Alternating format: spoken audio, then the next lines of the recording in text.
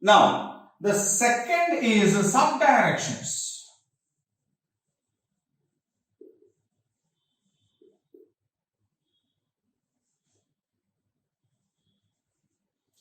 So, these four are known as cardinal directions, isn't it? The north, east, south and west are known as the cardinal directions. And now, we have sub-directions also. Sub-directions means in between these four directions, we have another four directions. Okay, this is 1, this is 2, this is 3, this is 4. Okay, so other than the four directions we have four sub-directions in between these four, north, east, south and west. So the direction that is in between the north and east is called northeast. Okay, the direction that is in between the north and east is called the northeastern direction. The direction in between the east and the south is called the southeastern direction, right? One in between the south and west is called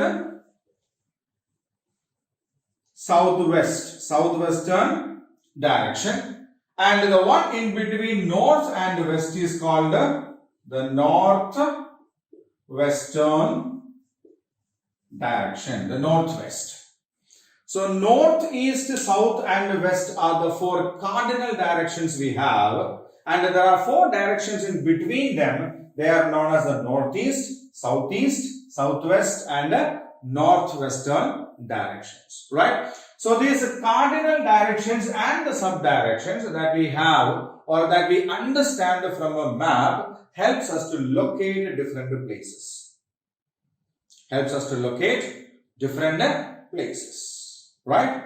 So that is one major thing that helps us to read or understand the map. Which are they? The directions and the sub-directions. So directions means every map has the four cardinal directions, north, east, south and west.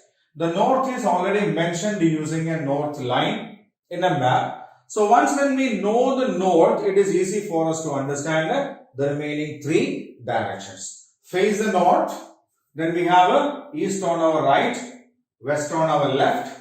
The opposite to that of north is south, right? Now, the next is the sub-directions. Sub-directions means the directions that lie in between the cardinal directions. We have one in between the north and east, that is known as the northeast.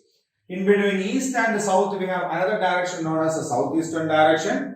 In between the south and west, we have a southwest. And at west and north, we have a northwestern directions. These cardinal directions and the sub-directions together help us to locate different locations on the map. Now, the next is a scale, or we simply can call them distance.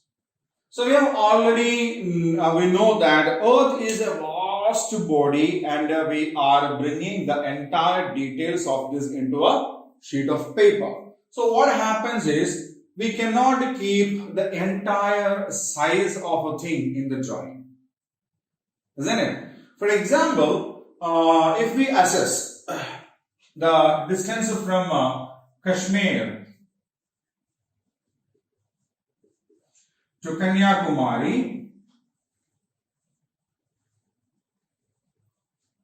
what is the distance? It's approximately 3000 kilometers.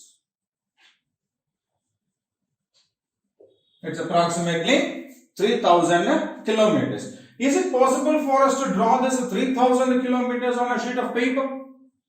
It's impossible, isn't it? Yes. So when we draw a world map,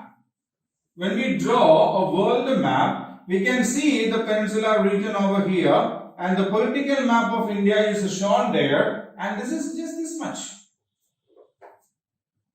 Just this much.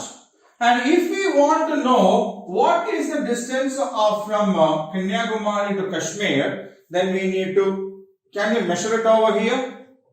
Can we measure the distance from Kashmir to Kanyakumari in a map? We can.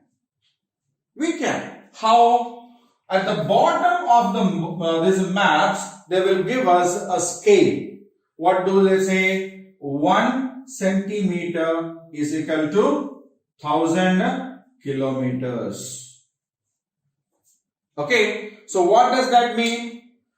1 centimeter on the map represents 1000 kilometers on the land.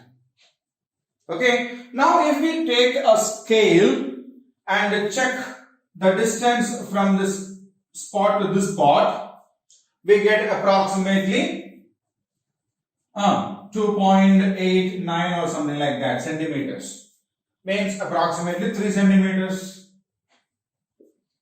Okay, 1 centimeter is equal to 1000 meters. Sorry, 1000 kilometers. Now, 3 centimeter is equal to 3 into 1000. It's a 3000 kilometers. Same here, na? So, this cartographers, they use this scale to bring the long distances onto a sheet of paper without losing its accuracy. For example, if they made this map and here the map shows it as 4 centimeters. Now, according to the map, it becomes 4000 kilometers, which is not true. It's wrong. Isn't it? Now, we can understand this map is beyond the actual size of the globe or the world, the earth. So, if that accuracy has to be brought in while making the maps, they need to follow this scale. Right? So, cartographers usually follow the scale to bring in what? Yeah, the entire distance that is available on this earth onto a sheet of paper. Okay? So, now, distance or scale is a rational measurement.